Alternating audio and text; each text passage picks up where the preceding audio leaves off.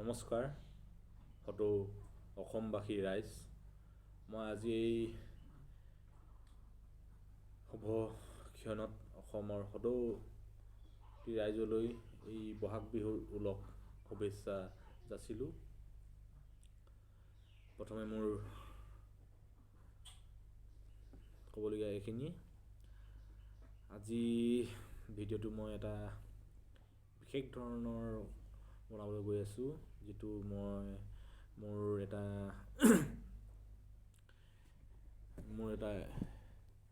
YouTube channel আছে। YouTube চেনেলটো সকলোৱে যেন মই ডেছক্ৰিপশ্যনত দি দিম, ভিডিঅ'টোৰ তলত দি দিম। মোৰ চেনেলটোৰ নাম অনুপম ভাই ব্লগছ। চ' সকলোৱে যেন মোৰ এই ভিডিঅ'টো চাই লাইক, কমেণ্ট, শ্বেয়াৰ আৰু ছাবস্ক্ৰাইব কৰি দিয়ে, লগতে বেল আইকনটো অল প্ৰেছ কৰি দিয়ে, যাতে মই দিয়া ভিডিঅ' আপোনালোকে প্ৰথমতে পায়। চ' আজি ৰঙালী বিহু উপলক্ষে সকলো ৰাইজৰ সহায় সহযোগিতা অবিহনে অসমৰ অস্তিত্ব বিপদাপন্ন।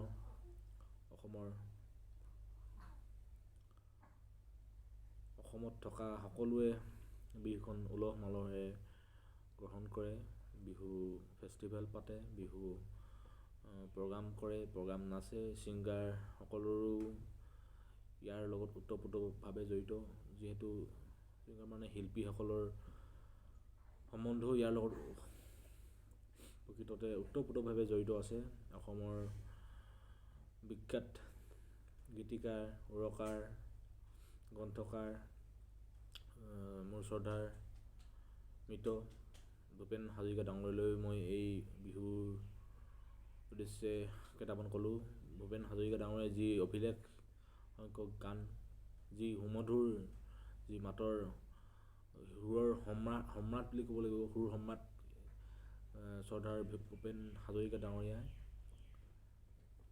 যিটো সময়ত বিহু সম্পৰ্কে যিবোৰ গান গাইছিল, লেখত ল'বলগীয়া। আজিকালি কিছুমান শিল্পীসকলৰো অৱদান আছে।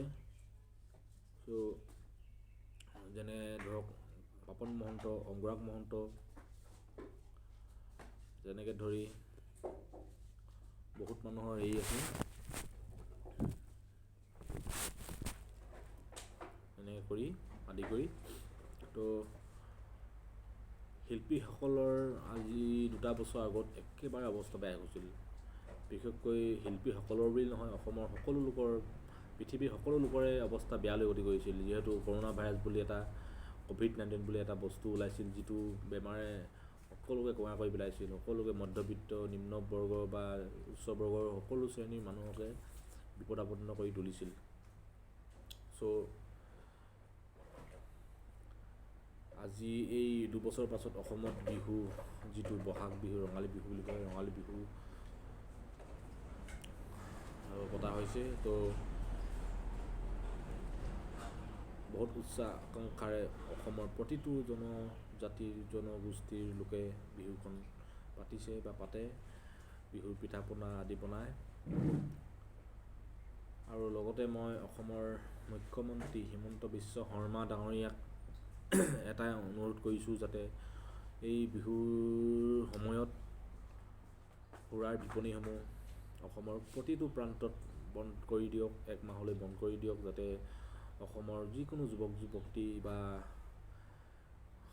বয়োজ্যেষ্ঠ সকলো দুৰ্ঘটনাৰ পৰা বাচে। যিহেতু নিচাজাতীয় দ্ৰব্য সুৰা সেৱন কৰাৰ পাছতে বা এজন মানুহৰ সুস্থ শৰীৰটো মানে নিচা সেৱন কৰাৰ পাছতে অসুস্থ হৈ পৰে। অৰ্থাৎ নিচা দ্ৰব্য খোৱাৰ পাছত মানুহ এজন কোনো চিনি নোপোৱা ধৰণৰ হৈ পৰে। মানে যিকোনো কথা ক'বলৈ বা যিকোনো কাম এটা কৰিবলৈ সেই মানুহজনৰ সুৰামত্ত মানুহজনৰ, মদাহী মানুহজনৰ মানে খোজ নাথাকে।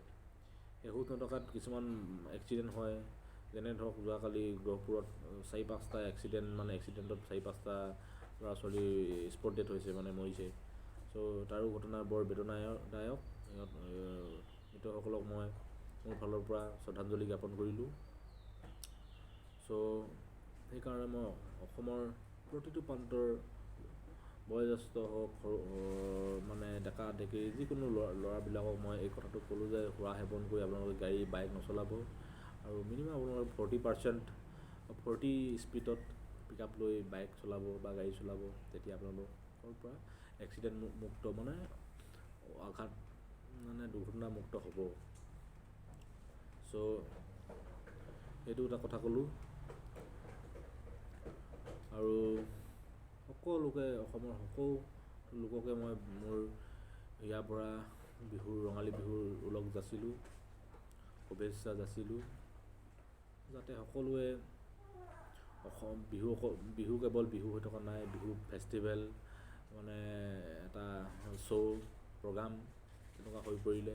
বিহুত সংগীত শিল্পীসকলে ধুনীয়া নৃত্য মানে শিল্পীসকলে নিজৰ সংগীত গায়, উপস্থাপন কৰে।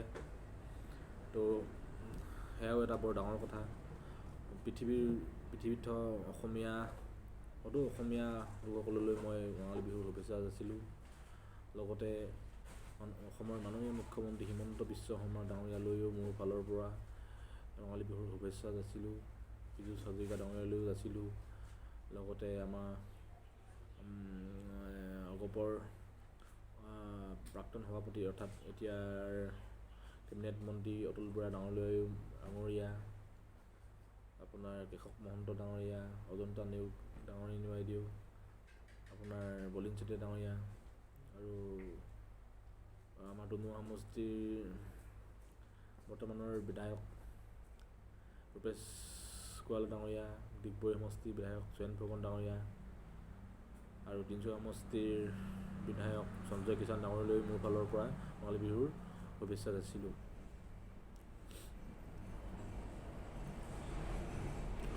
চ' আৰু কেইটামান বিশেষ ধৰণৰ কথা ক'বলৈ লৈছোঁ। যোৱা বছৰ অসমৰ বুকুৰ পৰা অতি মৰমৰ সংগীত শিল্পী বাইদেউ শ্ৰীমতী ভিতালী দাস ডাঙৰীয়ানীৰ বিয়োগ ঘটিলে। তেখেতলৈ মোৰ ফালৰ পৰা শ্ৰদ্ধাঞ্জলি জ্ঞাপন কৰিলোঁ। বহুত দুখ লাগে তেনেকুৱা ধৰণৰ ঘটনা ঘটিলে। COVID-19টোৱে যে আজি দুবছৰত কিমান যে ক্ষতি কৰিলে তাৰ কোনো হিচাপ নিকাচ চৰকাৰ বা কোনো লোকৰ হাতত নাই। যিহেতু এটা মহামাৰী বেমাৰ, যিটো মানুহৰ মুখে মুখে শুনো চাইনাত বোলে জৈৱিক অস্ত্ৰ বুলি কয় কিছুমানে, অজৈৱিক অস্ত্ৰ বুলি মানে ওলাইছে পৃথিৱীত। তো সঁচানে মিছা নাজানো, কিন্তু কৰোণা ভাইৰাছৰ কাৰণে গোটেই পৃথিৱীতে এটা বৰ ডাঙৰ মানে ধ্বংসাত্মক ঘটনা এটা ঘটি গ'ল দুবছৰৰ ভিতৰত। তো সেয়াও এই বিহু ক্ষণতে মাহ হালধিৰে সকলোকে জীপাল কৰক। কৰোণা বেমাৰ বা যিকোনো মেলেৰিয়া হওক বা কৰ্কট ৰোগ সকলোকে ভাল হওক, তাৰে কামনা কৰিলোঁ। অসমৰ প্ৰতিটো প্ৰান্তত থকা যুৱক যুৱতীসকললৈও মোৰ অনুৰোধ থাকিল যে বাৰম্বাৰ কৈ আছোঁ মই, নিচা সেৱন আপোনালোকে নকৰিব। নিচা সেৱন কৰাটো গ্ৰহণযোগ্য নহয়। সেইটো নেতিবাচকভাৱে চৰকাৰৰ ওপৰতো বা নিজৰ পৰিয়ালৰ ওপৰতো মানে প্ৰভাৱ পৰে। যিহেতু এজন মানুহ নিচা দ্ৰব্য খোৱাৰ পাছত মানুহজন অসুস্থ হৈ পৰাৰ পাছত যিকোনো ঘটনা ঘটিব পাৰে। সেইকাৰণে আপোনালোকে সাৱধান কৰক। আৰু অসম চৰকাৰলৈ মোৰ অনুৰোধ থাকিল যে অতি সোনকালে আপোনালোকে আৰু এই বিহুৰ বতৰত বিহুৰ কেইদিন আপোনালোকে সুৰা বিপণীসমূহ বন্ধ কৰি ৰাখক। সুৰা অসমৰ মুখ্যমন্ত্ৰী হিমন্ত বিশ্ব ডাঙৰীয়ালৈ অনুৰোধ, সুৰা নিষিদ্ধ কৰিব নোৱাৰিলে সমাজখন ভাল কৰিব নোৱাৰি, সমাজখনক আগুৱাই নিব নোৱাৰি। সুৰা নিষিদ্ধ, জুৱা, যিকোনো কানি ড্ৰাগছৰ বিষয়ত যিটো অসম চৰকাৰৰ মাননীয় মুখ্যমন্ত্ৰী হিমন্ত বিশ্ব ডাঙৰীয়াই যিটো পদক্ষেপ লৈছে, তাক লৈ মই লাখ মানে ধন্যবাদ জ্ঞাপন কৰিছোঁ। যিটো আপুনি পদক্ষেপ লৈছে তাক লৈ শলাগ লৈছোঁ। আপুনি বহুত ডাঙৰ এটা ধুনীয়া কাম কৰিবলৈ লৈছে, তাক লৈ শলাগ যাচিলোঁ। ড্ৰাগছৰ যিটো বেহা বেপাৰ আপুনি বন্ধ কৰিছে, ৰোধ কৰিছে। যেতিয়া অসমৰ যিটো নগাঁও ডিষ্ট্ৰিক্টত যি আনন্দ নিশ্চয় আমাৰ যিজন SP মানে বহুত ভাল কাম কৰিছে। তাক এই ছাৰজনৰ SP আনন্দ নিশ্চয়তালৈ মোৰ শুভেচ্ছা থাকিল বিহুৰ বতৰত। আপুনি য'তে থাকে সকলোৱে থাকক।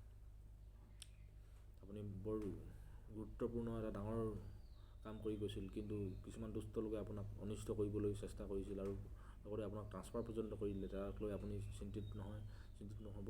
অসমৰ যিকোনো মানে বাখল ডেকা আপোনাৰ হাতত আছে, আপুনি চিন্তা নকৰিব। ধন্যবাদ। অসমৰ প্ৰতিটো প্ৰান্তৰ যুৱক যুৱতীসকললৈ মোৰ শুভেচ্ছা থাকিল। জয় অসম।